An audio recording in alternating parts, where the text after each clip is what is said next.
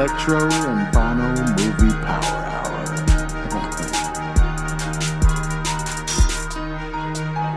You know what? Where's Hawk at? Listener discretion advised. Hands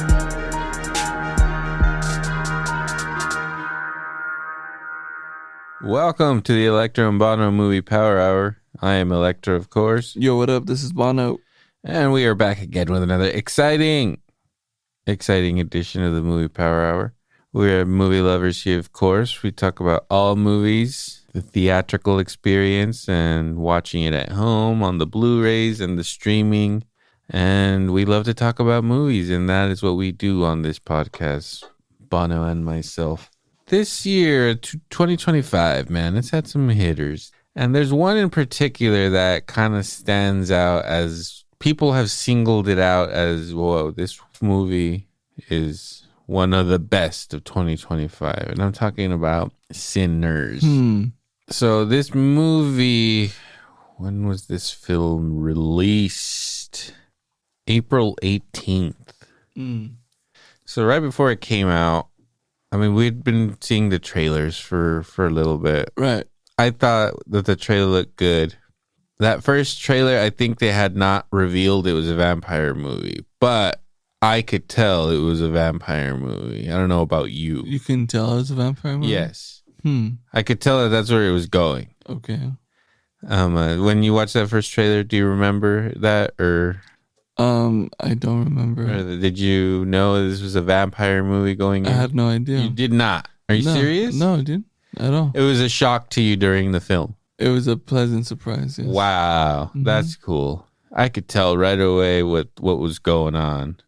But you know me, man. I mean, of course, we say we cover all types and we are enthusiasts, but I'm what, I would consider as a casual consumer, But I was down to see some Michael B. You know me.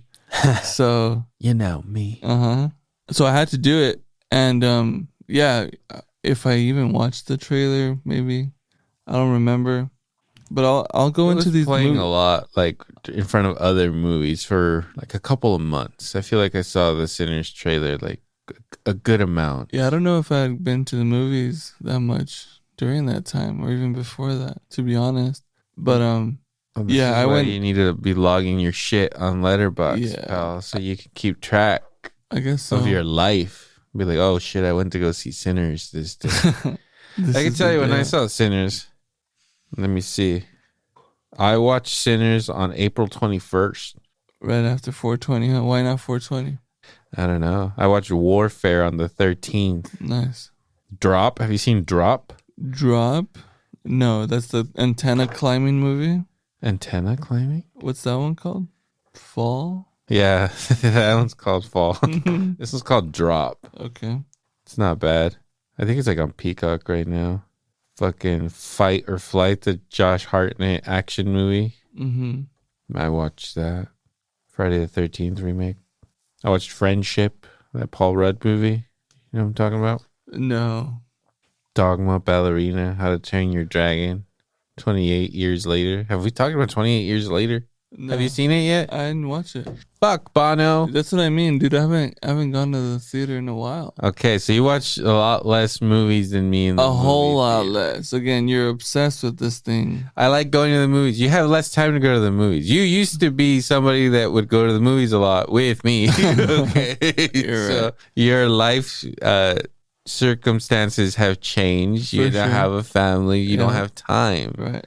But I'm not gonna fucking sit here. I do go to the movies, but I watch, cartoon movies now. Right. Even but you watch Sinners. I did watch Sinners, and we got the IMAX experience. You saw it in IMAX. I didn't see this in IMAX, so that's pretty awesome. Yeah. It was pretty cool. Again, the visuals are great. And, I mean, we'll get into this movie, but, again, I went in bone dry to this one, you know what I mean? Just said, fuck it, let's go watch Michael B. do his thing. And I think he did great.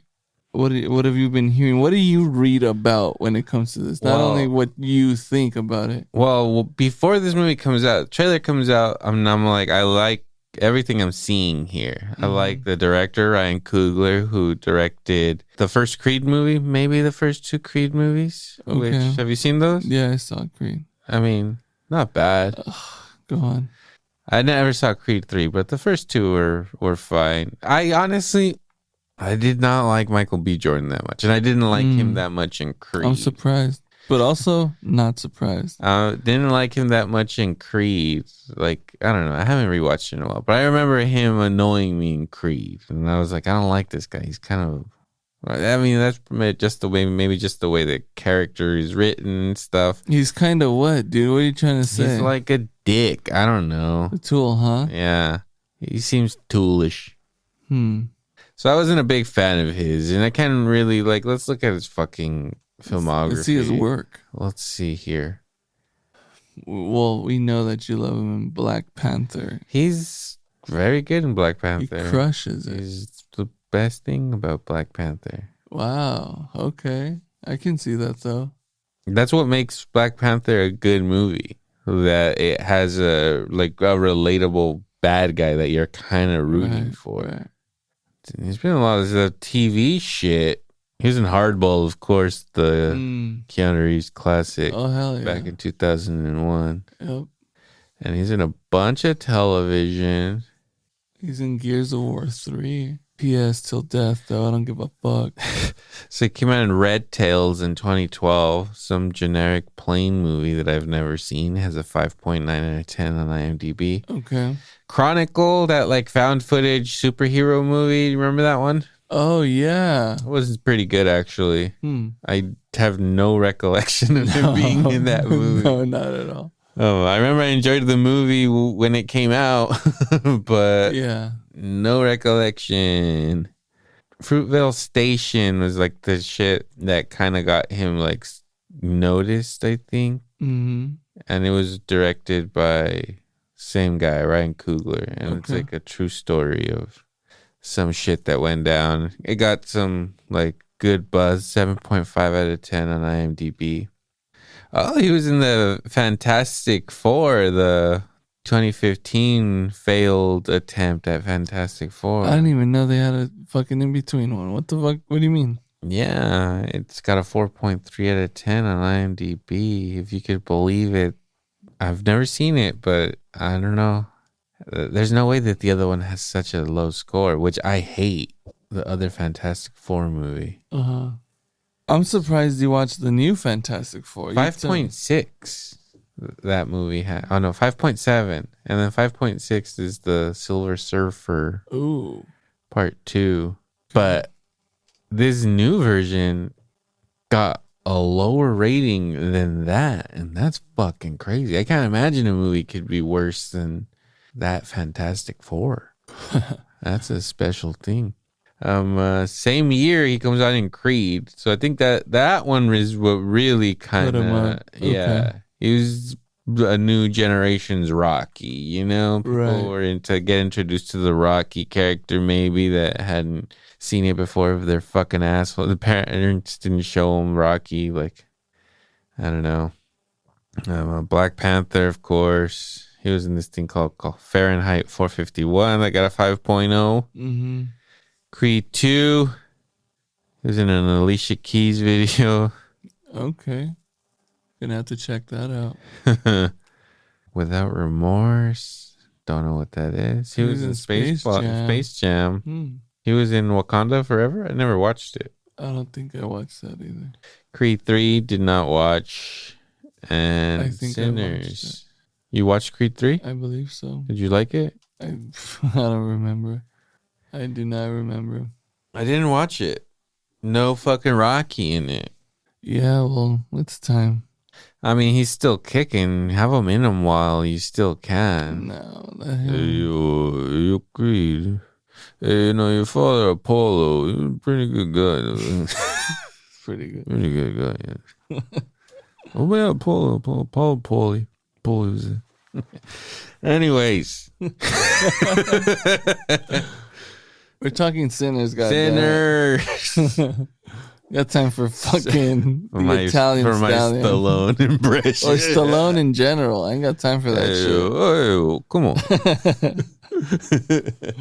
shit. So anyways, trailer comes out again, and then another trailer comes out. Ryan Coogler, he's kind of, he got a lot of notoriety for Black Panther. A lot of people really like that movie. That movie means a lot to a lot of people. Right. He revived Rocky with Creed. Right. So this was his first attempt at making something completely original. Black Panther is a well-established comic book, and he just made a fucking modern Rocky movie, which is pretty fucking genius, you know. He's funded. For him to be like, hey, dude, like, this generation needs a Rocky movie, you know? Right. And fucking, he's a black director telling a black story. And, like, I don't know, maybe he was just like, hey, you know what? Apollo Creed was fucking, like people look up to Apollo Creed. He's one of the fucking better fucking most memorable fucking characters. So why not base something on that name that we all revere? Right. Creed was there the whole fucking time till the Russian took him out. Yeah. Sent Stallone right into the mountains to train. Right. Almost immediately. No pain. Yeah. No pain.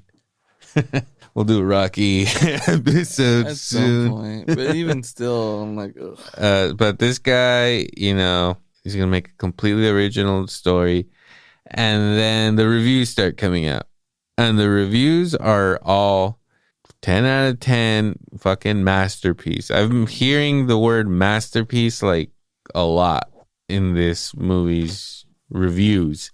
So I went into this movie like super fucking hyped, and I think I was just like expecting something else, and went in with like really high fucking hopes for it, and I thought it was a very good movie. But at the end, when I came out, I was kind of like, oh, like I was a little let down by it, because I thought it was gonna be like something like very special, and the first time I watched it, I was like, yeah, well, that was nothing very special. Like, that was very good, but it wasn't like, holy shit, game changer. Not to me. I don't know about you. No, I don't think it was on that game changer level. No way. I don't think so. It's a fine film, and there's just like things about it that first time I watched it. It just takes a long time to get to where it's going. I don't mind the journey either, because you're kind of getting a little bit of backstory. Yeah. For Smoke. Yeah. And Stacks. Stacks or Stack? Stack. Okay. I think. I was thinking Stacks. Stack, homie. Okay, Stack. Singular. You're right. There is only one. Well, there's two. There is two.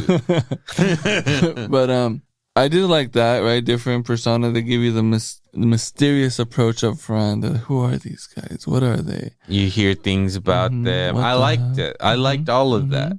I think it was just, they could have cut some of it out.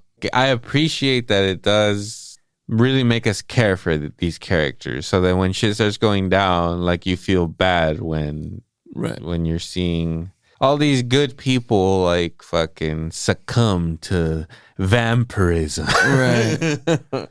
But I didn't think that first time I watched this that it was great. And I didn't watch it in IMAX, but I watched it in XD, so still really big screen. Right. Really good sound. And like everything I was watching, I was like, this is great.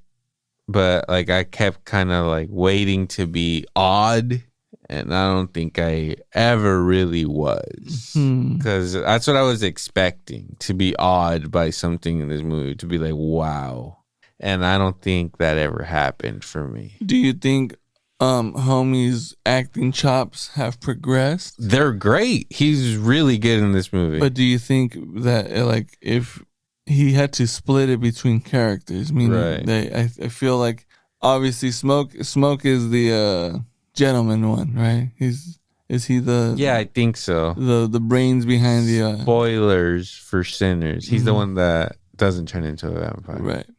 He's like the good, kind of the good one. They're both bad, but he's both like sleazes, yes. But he seems like the more moral one or something, right? He's the business one. He's more detail oriented. Where You're right, not even more moral. no, because that's the crazy part about it too. Because even getting way ahead of it, it's the perfect match against each other, right? When they're battling each other, Right. and it's only because he's capable of the craziness that his brother's capable of. You know what I mean? Mm-hmm.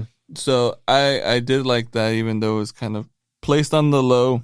Or Stack Mm-hmm. was just a rowdy character. Mm-hmm. He was ready for the action. He had, affairs going on. Right. He's fucking Haley Steinfeld. He was doing his thing. What do you think about Haley Steinfeld? It was okay. Whatever. I liked it. Yeah, I liked outfit it. was great. But it's out there in the open. It's got to put his business out on the streets. Well, that's women for you. They just come up, start shit. He wasn't denying nothing. He was I mean, what the fuck? why would you? Yeah, it's like, hey, what's going on here? Like, You're still on about this, bitch? mm-hmm. Get over it.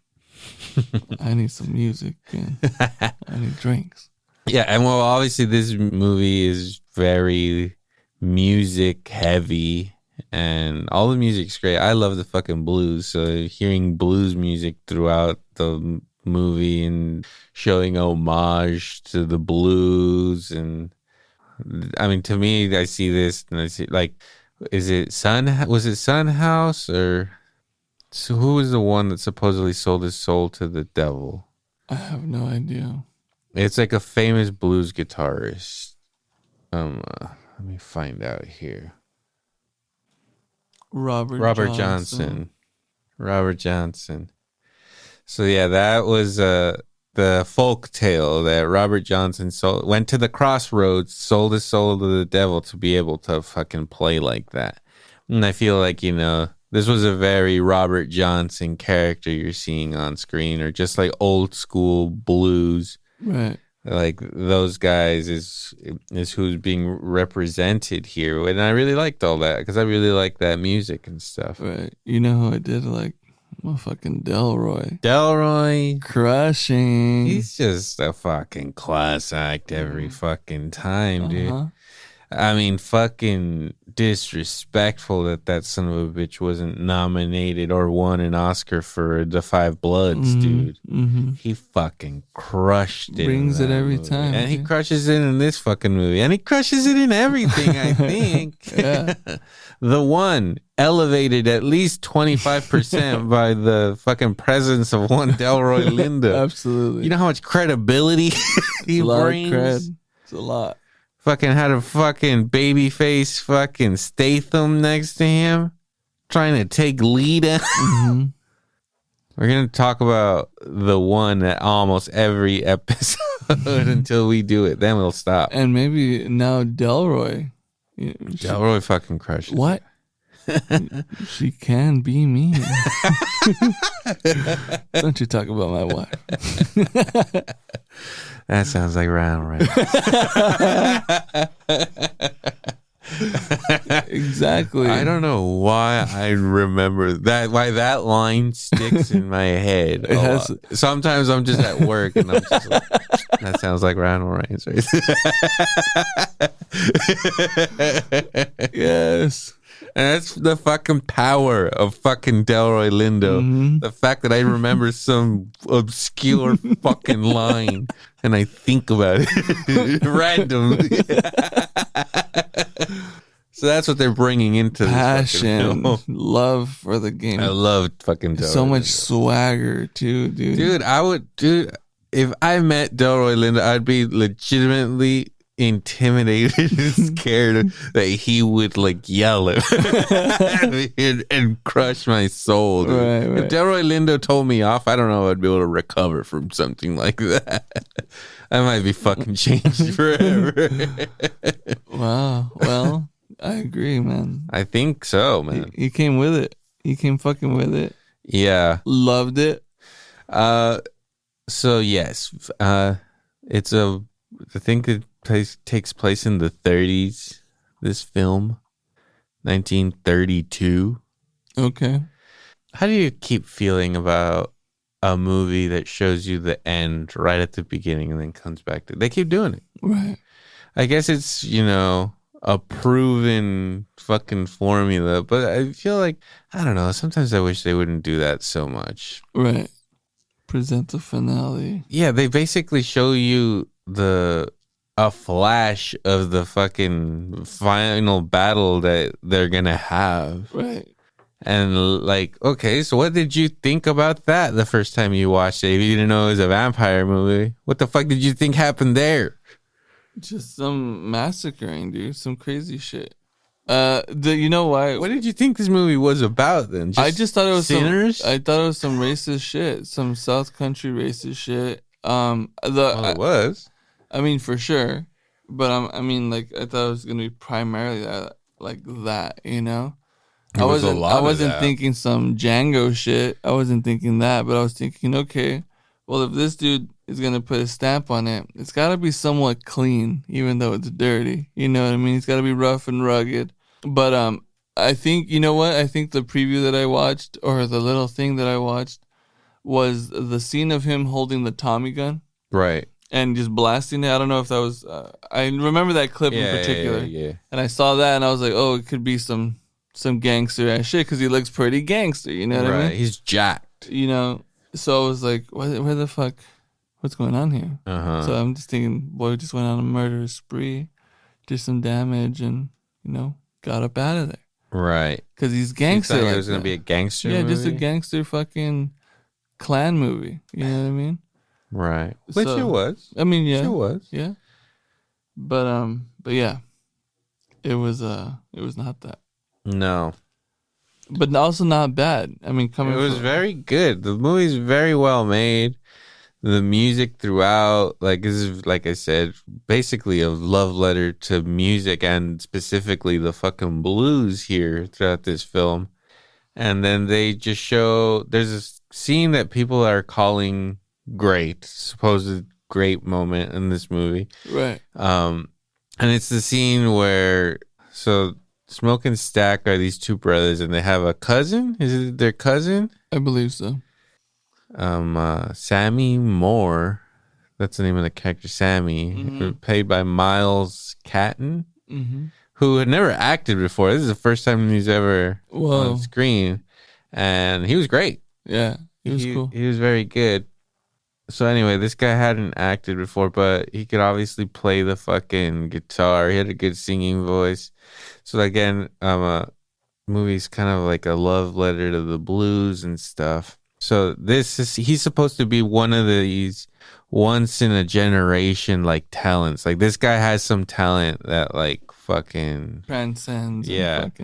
Like fucking Elvis or fucking, I don't know, BB King, fucking just these fucking people that will be remembered forever. Like one of the greats. Right.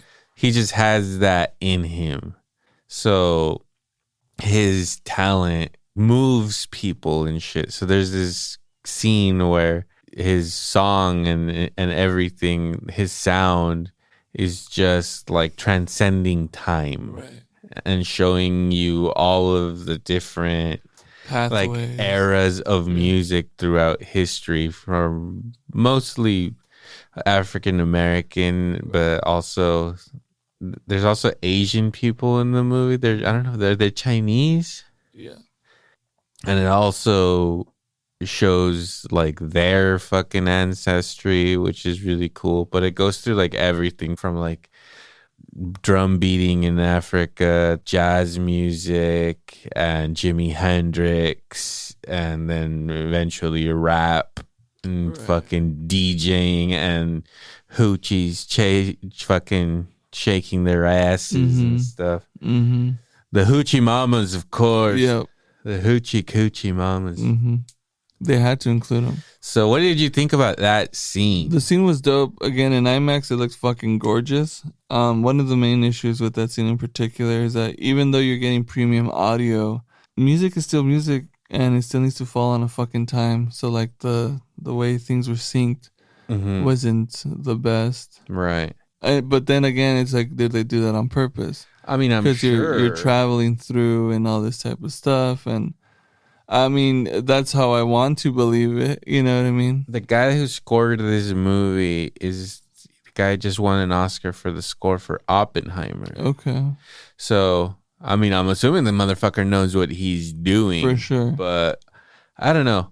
This is supposed to be the scene that people talked about how this movie was like, that was amazing. Right. And I don't know if it's amazing. It's definitely interesting. And I do need to rewatch the scene. It's experimental. Yeah. I see what's going on there. I see what he's going for, obviously, and how meaningful it can be and stuff.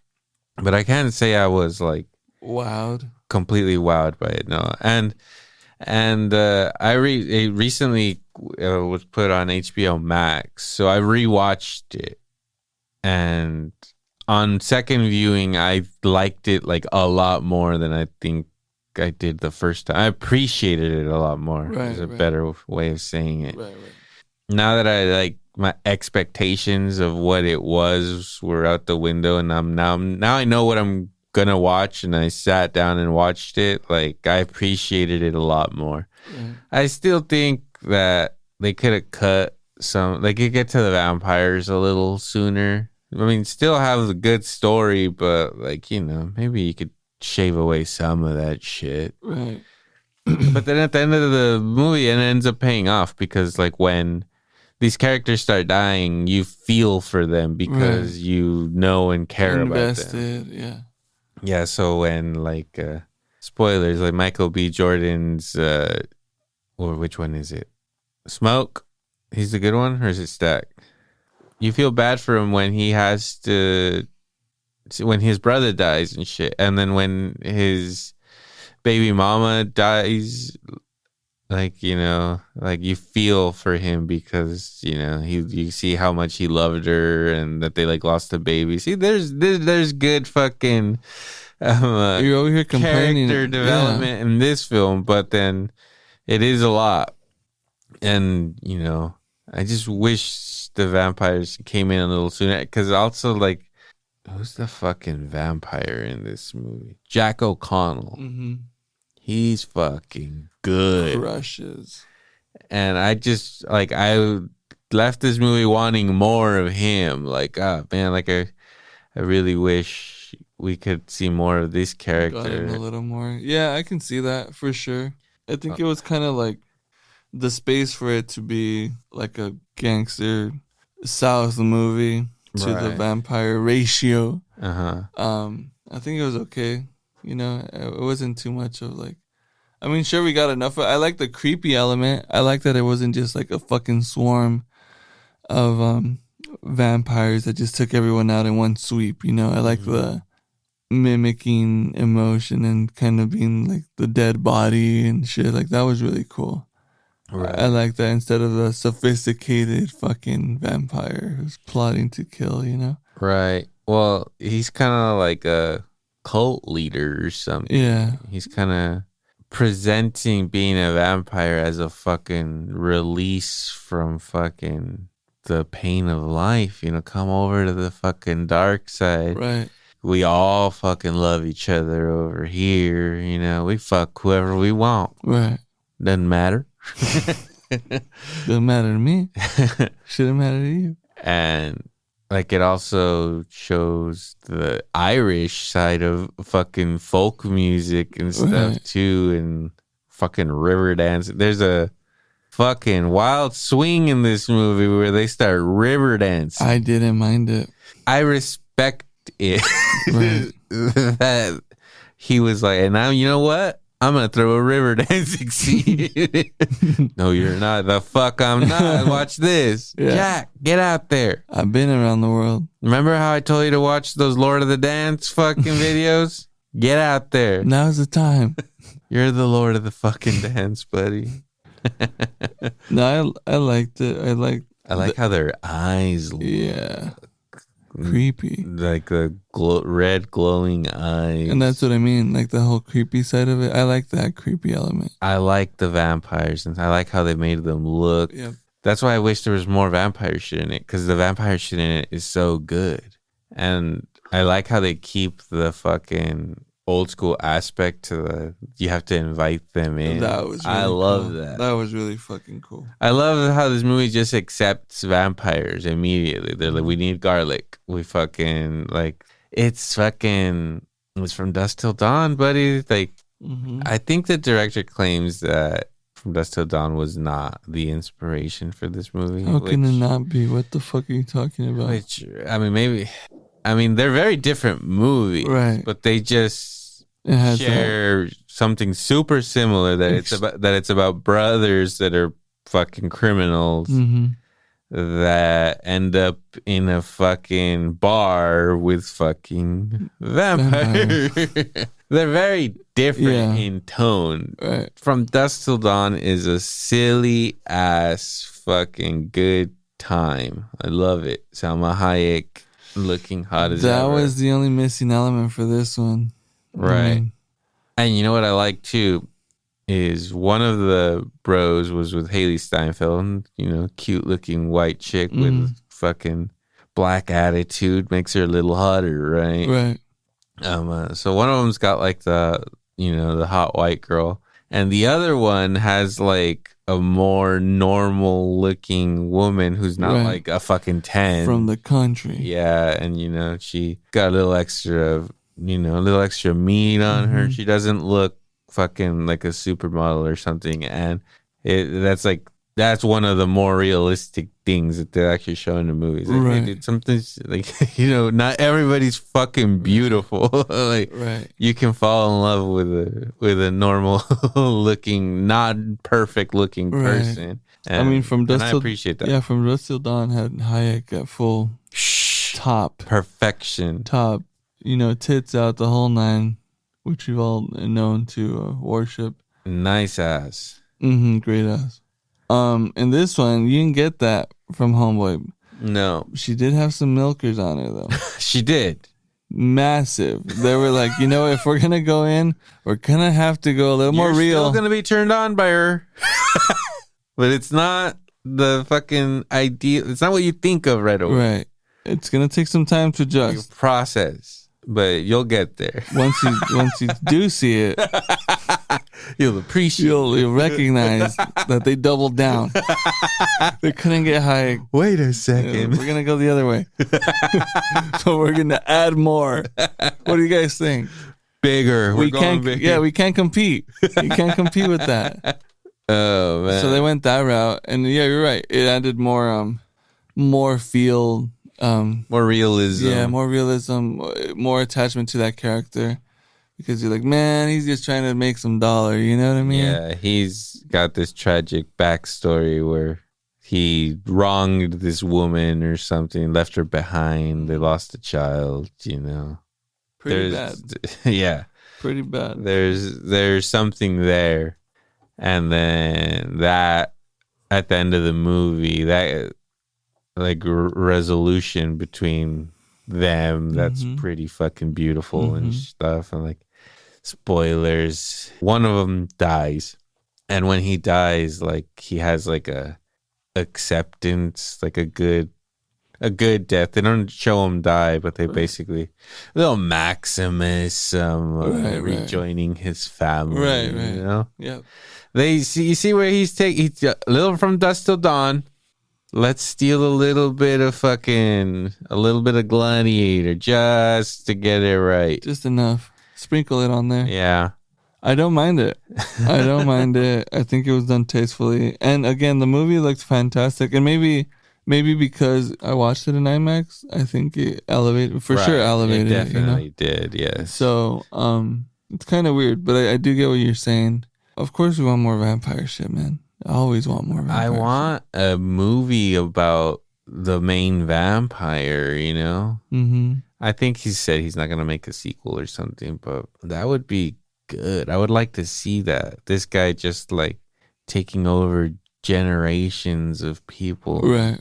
Just moving from place. Yeah. There was this breakdown too about like where that vampire descends from. Right. Coming from Ireland, or what the voyage meant to get to Ireland, to get to there. I mean, not enough for me to give a fuck about it, but if that's how deep they went to take it back to the motherland, I respect it. I'm cool with a river dance. Sure, we don't get enough of those. We get very little river dancing. And you're gonna get it in movies IMAX. nowadays. You're gonna get IMAX full production. Well, I really appreciate. That's the best way to get it. I really appreciate kind of like the ridiculousness of that moment. Right. It comes out of nowhere and he starts river dancing and singing like an old Irish fucking tune. Yeah. And, you know, the movie's also saying something about the white man just coming in and doing their wanting thing. all of the, you know how they say fucking. How do they say? What do they say? They say that, you know, white people basically stole rock and roll from black people, blues, everything. Like, you know, Elvis was the biggest fucking thing in fucking blues and all that shit, while fucking the real people that made it, like fucking Robert Johnson and fucking Son House and Lead Belly, all these people were the unsung heroes of this shit. Right. And fucking Elvis is the one making all of the fucking money, getting all of the pussy. Right. Fucking children, getting all the benefit.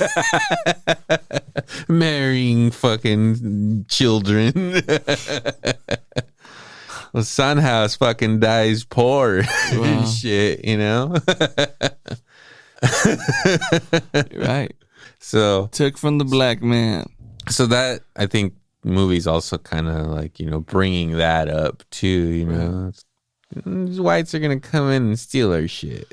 They're going to infiltrate from within, right? Pull on those heartstrings and really go for it. I like all the sneakiness of the, like, each character going out, like, oh, I'm going to go get the car. Oh, I'm going to go take a shit. And then, you know, they come back. You already know they're turned. Right. I like all that, too. I love that. It added a sneaky, dark, a little bit more sadistic vampire approach rather than the rush and nab and fucking shoot. And let's not forget how much they talk about eating pussy in this movie. Little jolting, actually. I think it's just enough. It is, but I'm just saying that doesn't happen often in movies. No. And for them to like reference eating pussy at least 3, maybe 4 times in this film. Yeah. I was like, whoa, they're like really emphasizing like eat pussy in this movie. Right. I mean, I feel like they had to try to keep it sexy, you know? Right. Because vampires are sexy.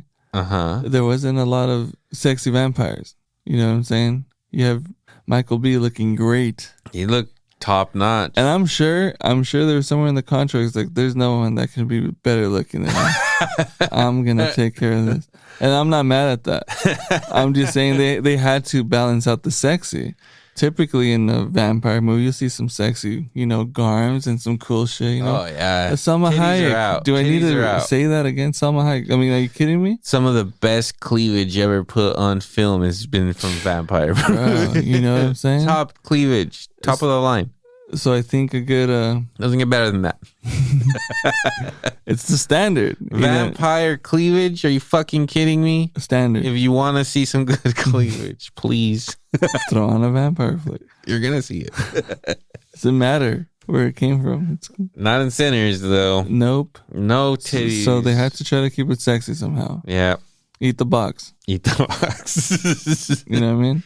And it's like one of the first lessons that's handed out to this kid. Hey, make sure you lick their pussies. Okay. If you want to keep a girl, you're going to want to put your tongue in their fucking snatch. Yeah. Not bad advice. No.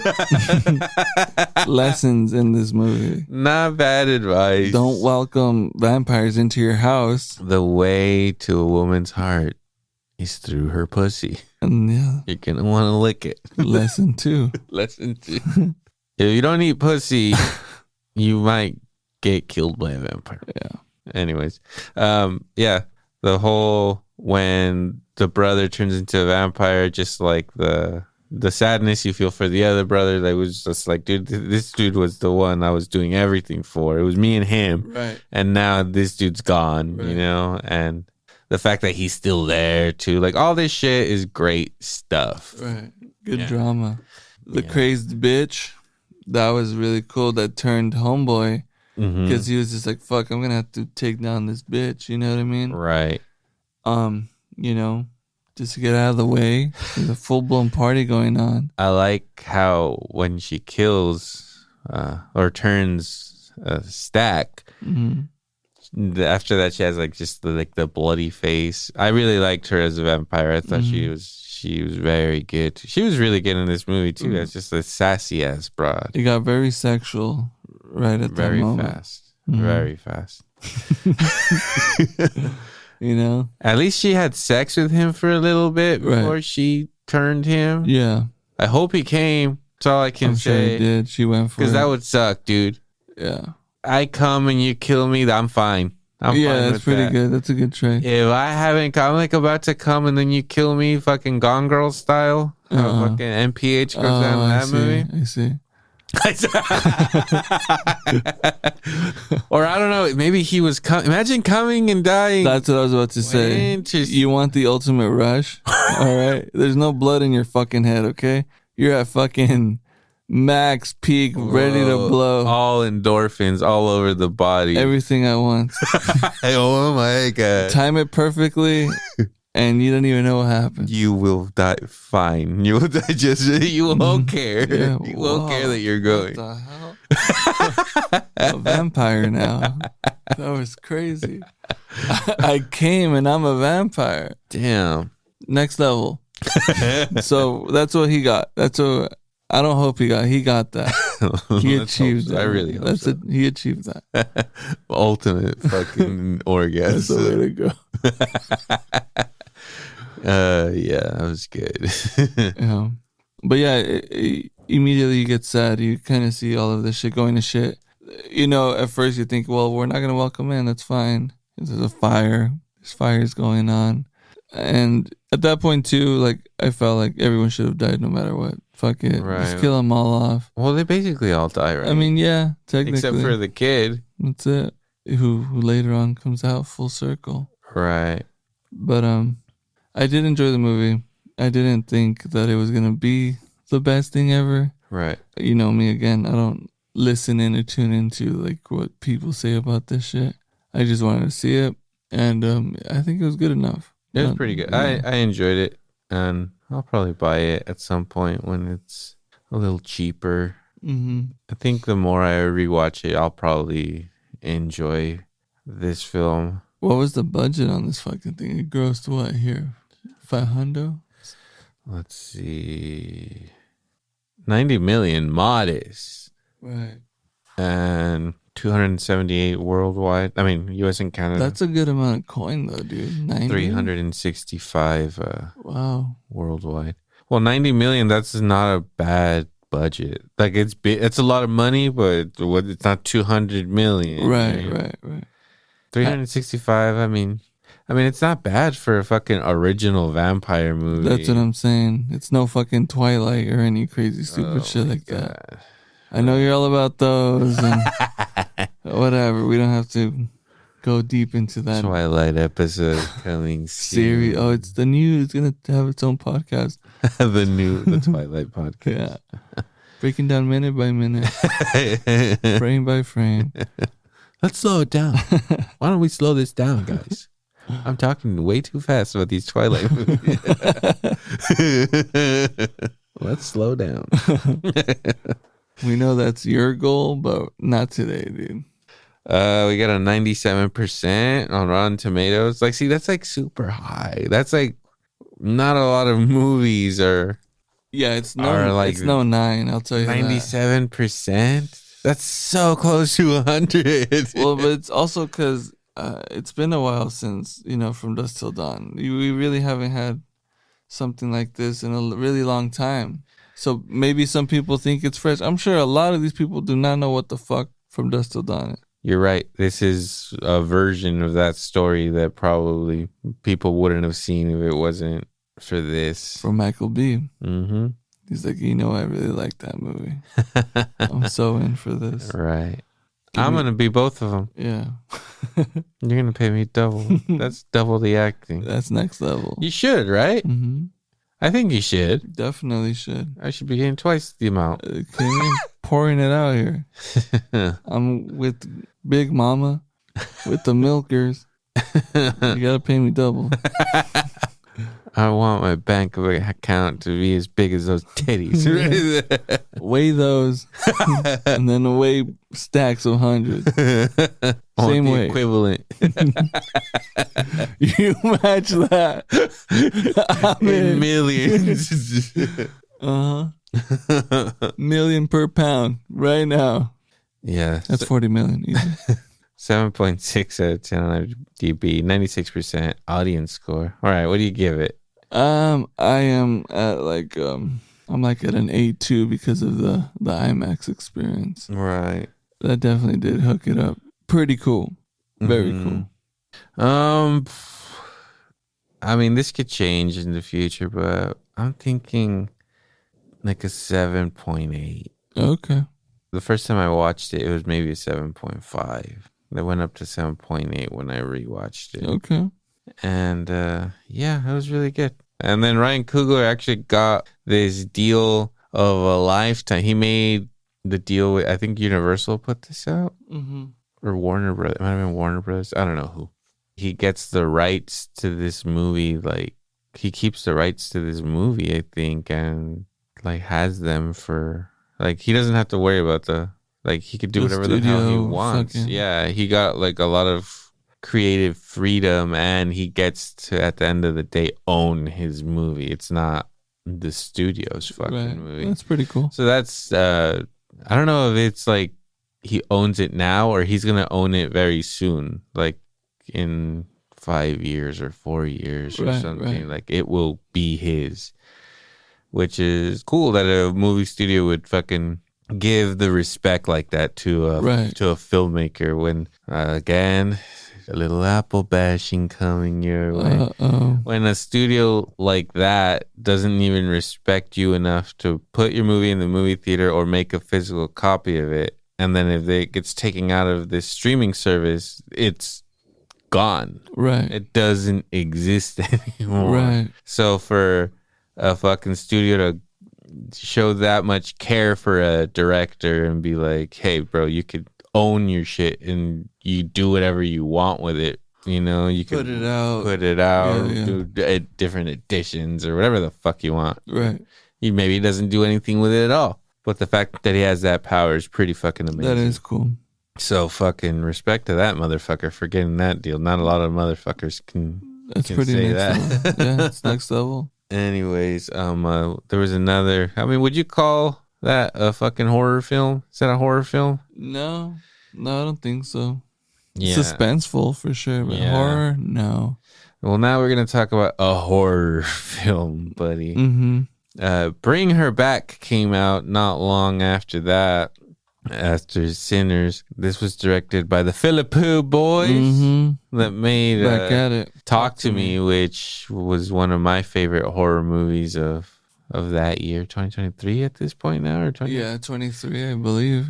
That movie's fantastic. So pretty much doesn't matter what their next movie was going to be. I'm going to fucking watch it. Right. I don't even think I saw a trailer to this movie. I just saw the poster and I was like, all right, that looks fucked up. And I'm sure it will be because these sick fucks are behind it. Right. And it did not disappoint in all levels. Disturbing bullshit. I see now where these filmmakers' talent lies and their passion. And it is mutilating fucking teenagers that are borderline children. Right.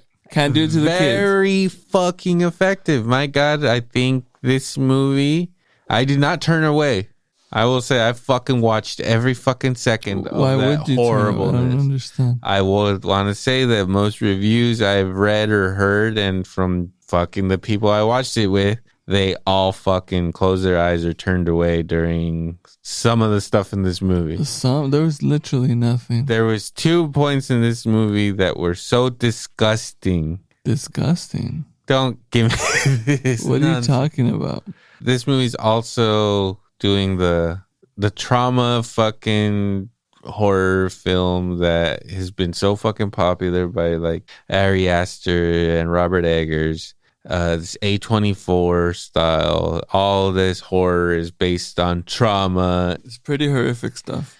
And it's about a brother and a sister whose dad basically just had like a fucking aneurysm or something, right? He just like randomly dropped dead in the shower, and suddenly they have no dad anymore, and so they're in a foster home with this foster system. They get put into the system. Yeah, with Sally Hawkins, who is great in this movie as Laura. Oh my god, sleaze bag, super sleaze, so fucked.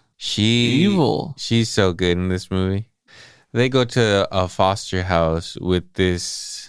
Seems like, I don't know. She's kind of a hippie. She's a bit of a hippie, right? A little free spirit. Yeah. And she didn't want. So it's like the kid. I don't know. He's like 17 or something. He's already basically an adult, if not already an adult.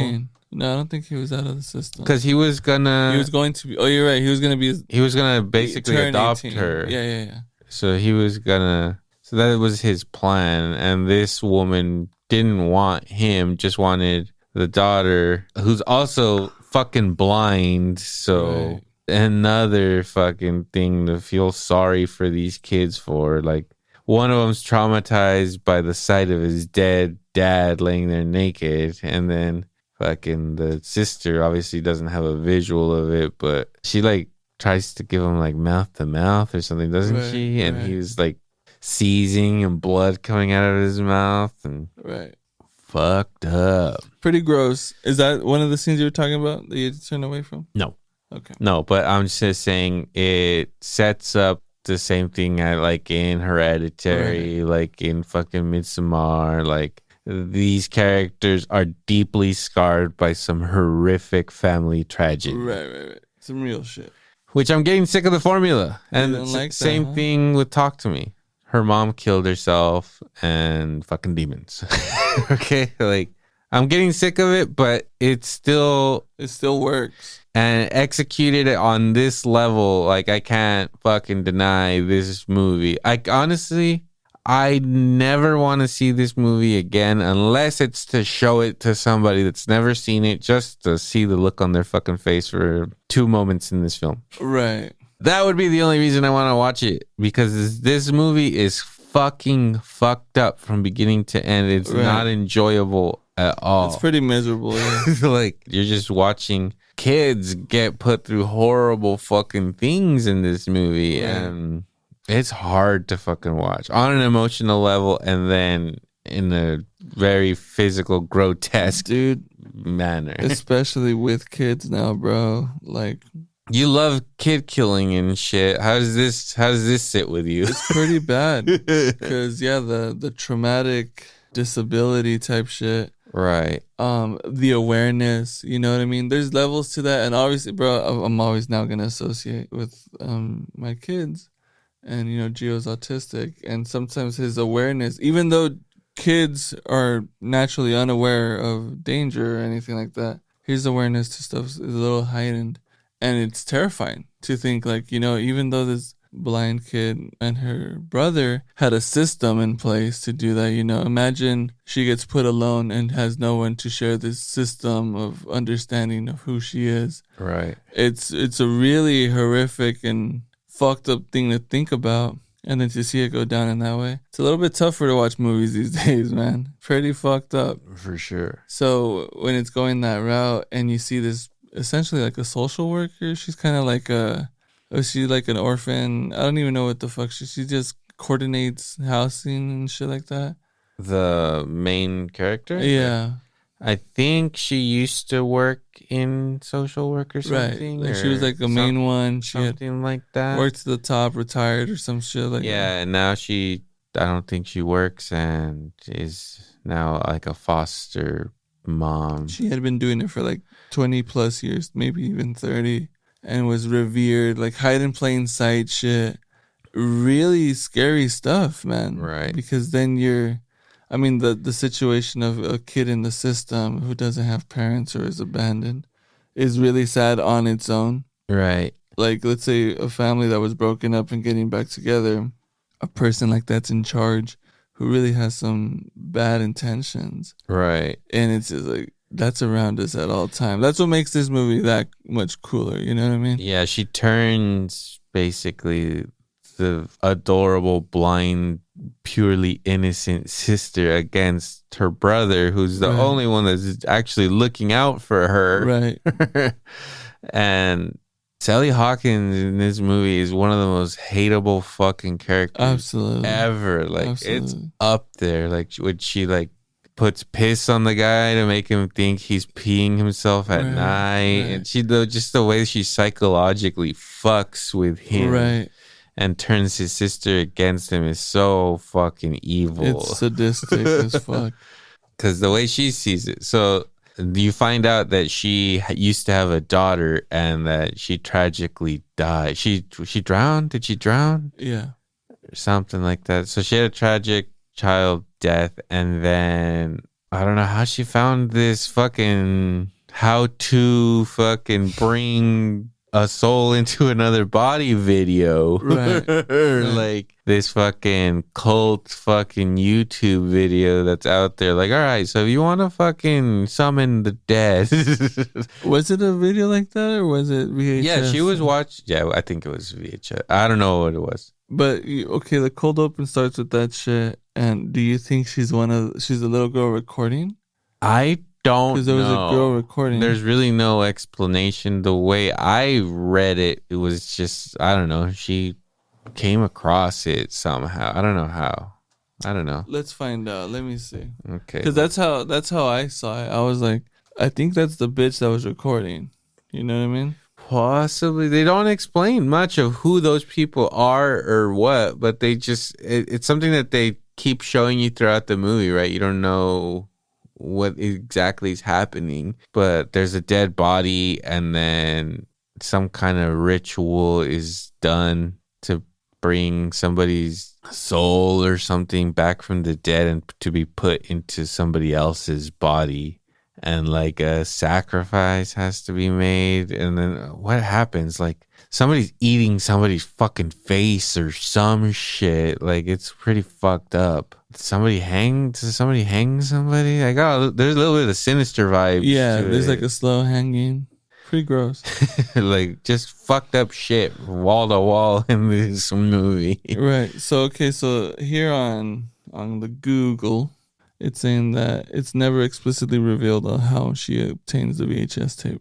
However, the film implies that she came across the tape while being deeply immersed in her grief. Right. So, and that she potentially may have gotten it from the dark web. Right. Well, that's what I got. Like, she somehow seeked out, like, how the hell could I get my daughter back, and came across. Another theory says that Laura herself had been brought back from the dead using a similar ritual on the found footage and therefore knew where to find the occult tapes. Again, a participant. Ultimately the film leaves it ambiguous on how she It doesn't explain anything. Yeah. All of this is pure fucking, like, you gotta guess. You gotta make it up yourself. There's no explanation as to where this video came from and how she got it. So these kids move in with her and she already has a kid that has been a foster kid for her for a while. And this kid also seems like it's got some kind of disability or disorder. The child doesn't talk and it always looks fucking bruised and fucked up. Right. And creepy looking fucking kid. And she like keeps him locked in a fucking room. And I think at some point you see her feeding it like raw meat or something. Something bad's going on there. Something's happening.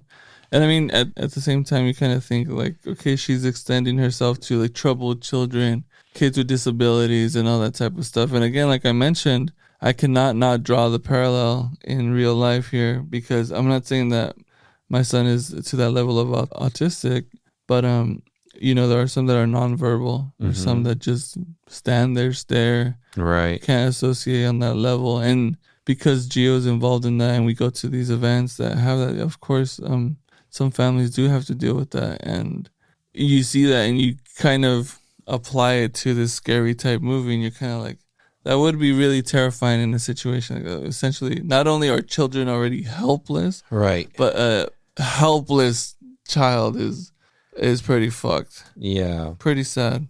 It really adds a really, really dark, beyond sinister. This is an evil movie. Very evil. And then, like, the character, she also is so evil that she, like, befriends both of them, gains their trust, right, and then sabotages them, you know? Right.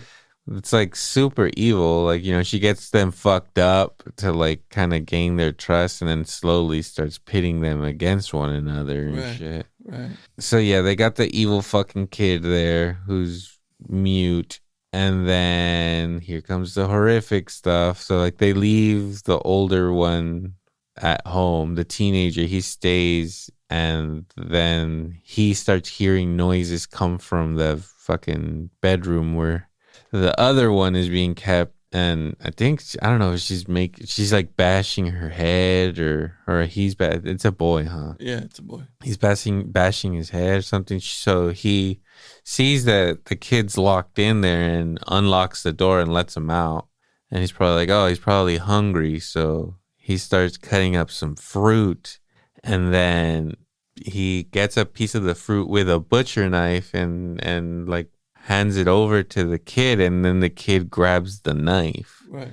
And then, not even looking, the teenager just lets it go, thinking that the kid's just gonna eat the fruit. Right. But then the fucking kid puts the fucking butcher knife in his mouth and just starts biting it and breaking his teeth off and just chewing on this butcher knife. Right. And that was so fucked up. Oh, that was the hard one? That was one of them. Okay. That's one of them. I enjoyed it. I did not enjoy it. And no, it was horrible. Not only seeing that, but seeing a child do that. That's the worst part of it. Yeah, because oh my God, just rethinking about that. That's just so horrible. I think the fucked up part, the reason why it's not as fucked up is because or maybe I don't know if it does happen or not, but there's no like screaming. He's just doing it, you know? He's like in a trance, you know, essentially just in this demonic possessed trance or whatever, the spirit dwelling fucking trance that he's in, because it would have been worse if it was like a fully conscious kid being possessed and that's what it's drawn to do.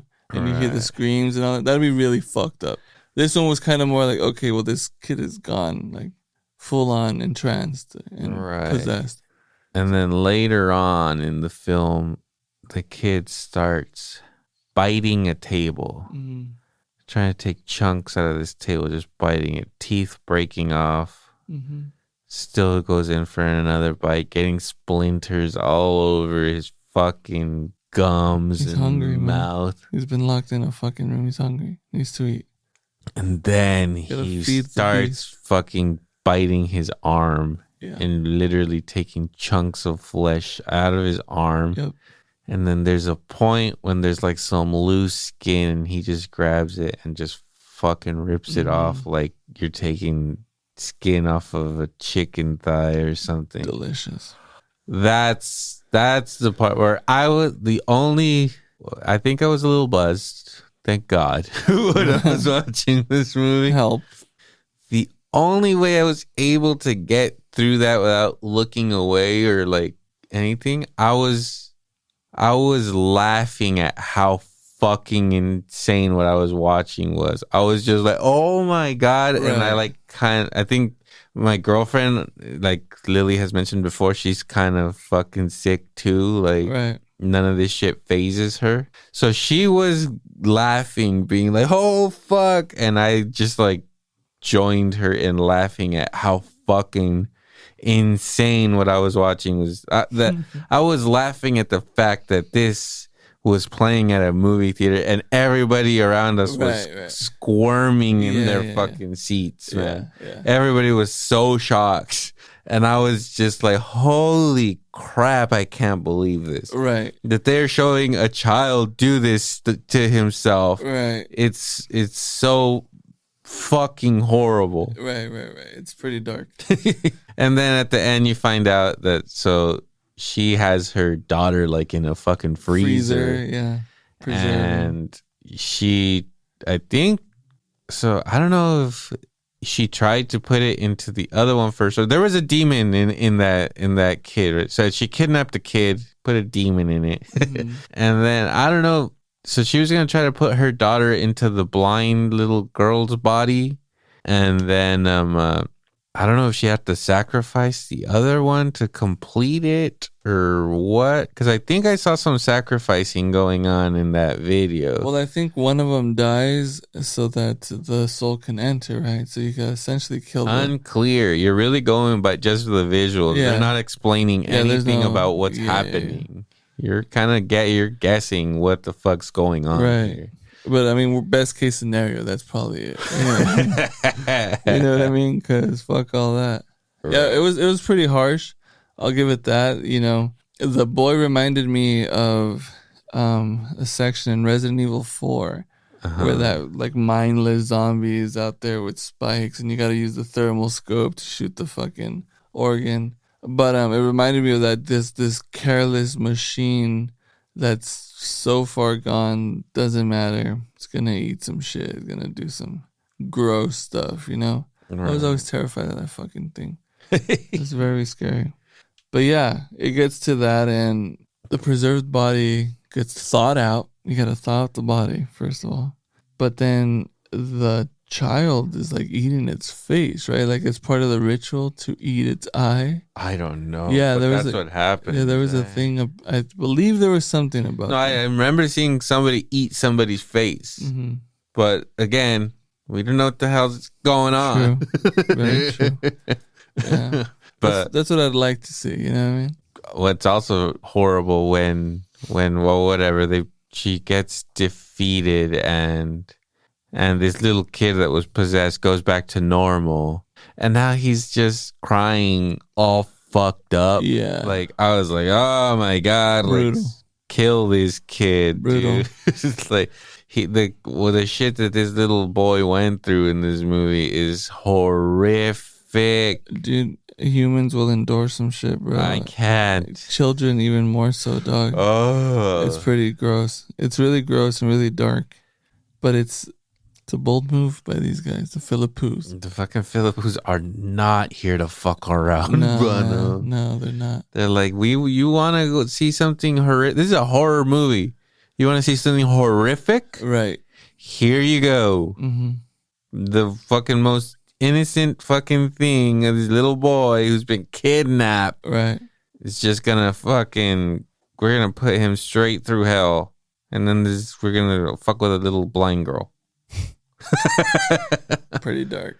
Oh, dude, I thought she was gonna complete it, and that the little blind girl was gonna like also become a victim here and stuff. Right. And I was like, dude, like, don't give me a little fucking glimpse of a ray of light. Yeah, in this movie. Don't let it be completely it's raining, horrible.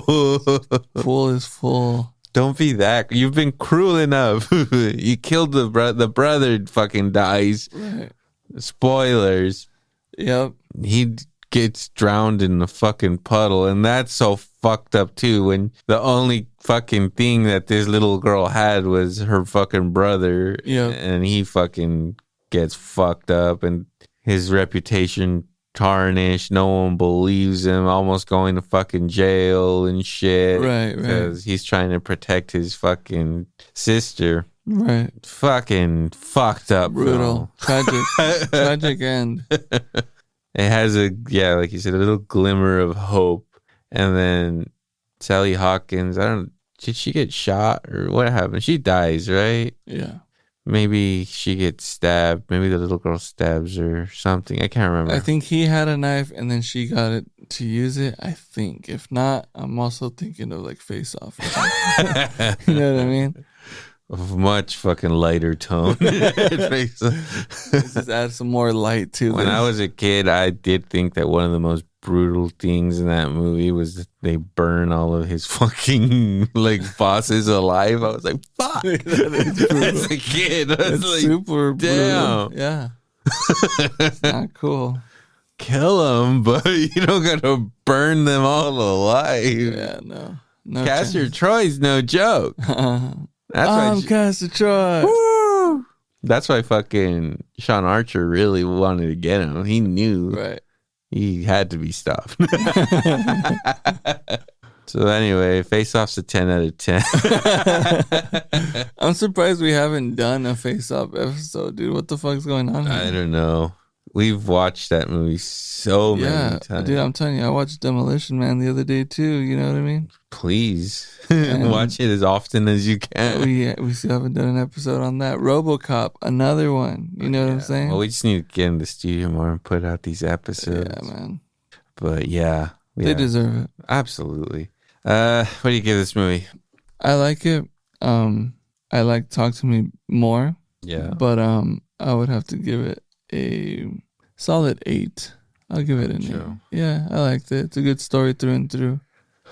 Enough unsettling shits for it to stand on its own. Like the pee shit. I think that was probably really gross. I thought that was grosser than the fucking teeth coming out, to be honest. Sick, man. Well, it's really gross. Some bitches peeing in a jug and throwing it on your sack. Old piss. In jeans? Are you kidding me? Ugh. We've walked out of concerts dripping wet, and that was gross. That was one of the most disgusting things ever. Now imagine an old raggedy hippie bitch pissing and throwing it on you. Gross. At least he didn't know about it. He thought it was his own piss. Right, I mean, sure. But I'd be concerned. Be like, what the fuck is that smell? What am I doing? Right. Gross. That's gross. Yeah, it's not grosser than chewing through a butcher knife. Yeah, maybe. Maybe to you. It's a coin toss, really. It could be either way. Right. I mean, his is a super effective horror movie, so I want to give it a high rating. I don't know. I guess I'll stick to your 8. That sounds about right. I mean, if you liked it more, you don't have to. You know what I mean? I don't know if it's I don't know if I liked it more. Like, I think it's a fucked up movie. It's a very good, well-made, executed film from beginning to end. Like, you're hella engaged. What these kids are going through, you're just feeling so much for them. You want them to be safe so bad. You know somebody super evil is manipulating the situation. Yeah, and you're just like fucking rooting for these fucking kids, and for a movie to be able to pull that kind of emotion out of me. Not a lot of movies do that. So it is high quality, right. But it is, like I said, not rewatchable. That's not something I want to really fucking put myself through a lot. You got kind of got to be in the mood for that one. Even Talk to Me too, but I think like Talk to Me you can watch a little bit more. Talk to Me is also a movie that I would not just throw on for fun. We rewatched it not too long ago, and no, it's good. Same thing. I would just rewatch it just to make somebody else watch it, just to be like, look at how fucked up this thing is. This kid tries to pull his eye out of his face. Right. Makes out with a fucking bulldog. It's disgusting. It is pretty gross. That's the only reason I would want to fucking show that, just to show it to somebody, because other than that, I don't want to rewatch Talk to Me. Right. And we want to rewatch this movie even less. And pretty much everyone I love and care about has already seen this movie, so I don't have to show it to anybody. So I probably will never watch it again. Right. Unless like I'm going through something real dark. Well, Halloween's coming up, dude. You kind of got to get in the mood. I guess. I haven't. Adi hasn't seen it. Well, my nieces that are all fucking, all have been kind of sheltered from horror movies, or they're at that age now where they can fucking finally watch this stuff. I don't know if they're little fucking untainted with horror movies, little brains are gonna be able to handle something like that right off the fucking rip. You know? Yeah. I mean, my daughter, she went to go watch Know What You Did Last Summer. I heard that shit's dog shit. Yeah, probably is, but the thing is, like, I do like the fact that she's like, I'm down to watch it. Fuck, I'll watch whatever type shit. And she'll still be terrified of it. You know, it's not like it's not doing its job. But, yeah, I don't know. I feel like it definitely had the potential. I was really hyped to watch it, but I think a solid 8 is perfect. I mean, it's better. We just watched together. Yeah. Like, I think it's like a lot better than that movie. together it had some creepy moments that I was like, ooh, that was pretty good. But all in all, like, I don't know, didn't quite do it for me. But this one, like, straight horrific. We got Weapons coming up. Right. Super excited I'm in for for Weapons. that. Yeah, I'm in for that. It's the early buzz is like that. This is maybe I'm fucking shooting myself in the foot right now by This saying is the problem. They're saying that it's a new modern horror masterpiece. Josh Brolin's in this. Buddy. I know. That's you already know that there's gonna be a level of fucking quality. This motherfucker is gonna be in it, right? Well, and so that first trailer, when that first trailer came out, I watched it. It was so short that, you know, on YouTube, before you click on the video or whatever, like the preview, yeah, it plays it silently for like almost a minute or something before. So the day that trailer came out, I just saw that, and I guess that trailer was less than a minute, so I watched all of it with no sound, like in an even smaller screen. And with no sound, and just by the visuals I was seeing, I was like, holy shit. Yeah. Like, this looks terrifying. Yeah, man. And I had seen the preview, but then watching it. There's a new trailer that they're putting out. Like, if you're on fucking Instagram, it's like the really quick trailer that it just pops up. Right. And I already saw some stuff I wish I hadn't seen, just from like a stupid little fucking ad trailer. I don't know if you've seen it. No, but I'm kind of mad that I've already seen that, because I had that thought of that happening in the movie. I didn't even have that visual in my head. Now I do, and I wish I didn't. But yeah, hearing really good things, man. I think it's this, and I mean, director of Barbarian. That's one of the most successfully like fucking scary movies in a long time. Right. Where that movie's like scary. Talk to Me and Bring Her Back aren't really scary. They're just like horrific. Yeah. It's just awful things happening. Yeah. Which is a scary thought. Yeah. You know? But like Barbarian straight horror. Right. This is like a fucking suspenseful, like a monster meets reality. Yeah, that's a horror movie. This Weapons movie is going to be like a horror movie, not some I like the psychological girl, the shit. teacher, she crushes it, man. Where's she from? Ruth. She's from Ozark. Never seen She's from Ozark, and then she did a Netflix series where she pretended to be some bitch, some real female who like scammed Apple and a bunch of crazy shit. And she was like, yeah, it was pretty wild. Or was that another bitch? I have no idea. I don't know who. Anyway, she's a great actress. Anyway, might not be her. For the record, she gets down. But yeah, that was Bring Her Back. Great stuff. Looking forward to Weapons. Anyway, we should wrap this sucker up. Yeah, man. Make sure you follow us on Instagram and Letterboxd, Spotify, rate us, subscribe, all that good stuff. Yeah. We're brought to you by Salad Bites Media each and every episode. So go check them out and all the other shows on the network. Anything else, Bono? No, that's it. We'll see you later. All right. Sayonara, Sammy.